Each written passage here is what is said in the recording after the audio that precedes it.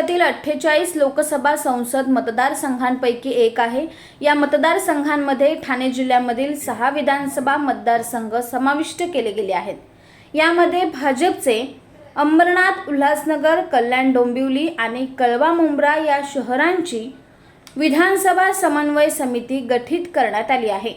तर यात 140 अंबरनाथ विधानसभामधून गुलाबराव करंजुले पाटील, अभिजित करंजुले पाटील, सर्जेराव माहूरकर, दुर्वेश राणा, राजेंद्र कुलकर्णी तसेच 141 उल्हासनगर विधानसभामधून कुमार आयलानी, प्रदीप रामचंदानी, जमनुदास पुरस्वानी, मनोहर खेमचंदानी, राजेश वधारिया, महेश सुक्रमानी, 142 कल्याण पूर्व विधानसभामधून नरेंद्र सूर्यवंशी, संजय मोरे, योगेश म्हात्रे, निलेश बोबडे, विकास गुजर, श्याम पाटील, सुभाष म्हस्के, निलेश म्हात्रे आणि नितेश म्हात्रे यांचा समावेश आहे।